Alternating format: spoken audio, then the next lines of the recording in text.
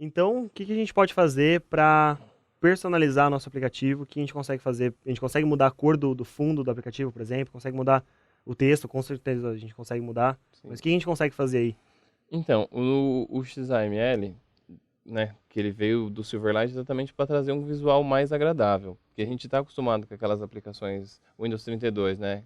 Quadrado, botão quadrado, tudo quadrado. Então, o XAML ele veio para dar uma cara mais agradável para tudo. Para os aplicativos em si, isso é muito importante. Então, a gente tem aqui o esquema ainda arrastar e soltar. A gente tem um toolbox, a gente tem uma gama bem grande de componentes padrões. Podem ser criados mais componentes, isso nem é muito difícil, mas a gente pode trabalhar com eles ou pode criar novos, ou arrastar e criar e organizar o layout. Vamos só fazer umas alterações simples para ver como o pessoal vê como é fácil. Vou colocar aqui um fiap X, tirar esse text box de título, ficar só o fiap X e mudar para a cor padrão. Mas está vendo que é tudo muito simples, né? A gente tem todas as propriedades aqui. É mais ou menos como a gente editaria um HTML usando o É, isso que eu Visual ia comentar. Studio É um mesmo. HTML, acaba sendo um HTML porque você traz background, que é uma propriedade CSS. Então, os nomes são diferentes, mas No a ideia é a geral, mesma. sim. E a gente tem algumas outras coisas bem parecidas com o CSS. A gente tem uma tag style aqui, que aí ele usa os statics resources que ficam todos na app.xaml. E lá tem a definição de todo mundo.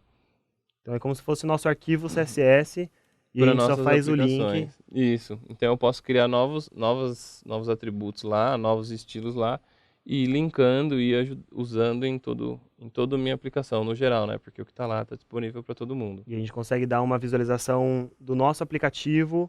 A gente consegue ter uma gama de CSS, digamos, para sempre ser Sim. utilizado. Então, sempre quando a gente vai precisar de alguma coisa, faz referência lá. Caso o nosso E aplicativo mude, a gente pode mudar todas as telas a partir de um local só. sim, é a melhor forma de criar uma identidade visual. Você coloca um padrão de fundo lá, de cor, de fonte, de tamanho, e utiliza o estilo no resto do seu sistema inteiro. Então, essa fonte padrão que vem do Windows 8. Agora, na perspectiva de desenvolvedor e de melhores práticas. Eu não tenho um Windows Phone, eu não conheço o Windows Phone, você tem um Windows Phone, você é o Sim. usuário, você desenvolveu o aplicativo. A fonte que é utilizada, ela é comum entre todos os aplicativos? Ou tem aplicativos que utilizam fontes diferentes? Qual que é o Então, meio do usuário? sim. Como é que ele vê isso? Se ele acha bom que as fontes sejam diferentes ou que ele prefere uma navegação padrão? Mais padrão. Assim, o usuário não tem grandes opções de fontes. Na verdade, se a gente for desenvolver só com as fontes embarcadas, Uhum. a gente vai ter 4 ou 5 fontes apenas. Eu não lembro o nome de todas de cabeça, mas eu sei que são poucas. Para trabalhar com mais fontes, a gente tem que importá-las no nosso projeto. E a gente sabe que algumas fontes são pagas e tem todo aquele problema. Então, é bom trabalhar com aquilo que você sabe que você está fazendo. Mas, no geral, não tem muita restrição de Uhum. fontes. Usando outros aplicativos de outras empresas, a gente vê que as fontes variam bastante. Mas o mais importante é sempre escolher uma fonte legível. Lembrando que os celulares têm telas de tamanhos muito diferentes e tem celulares com resoluções muito boas e telas muito pequenas.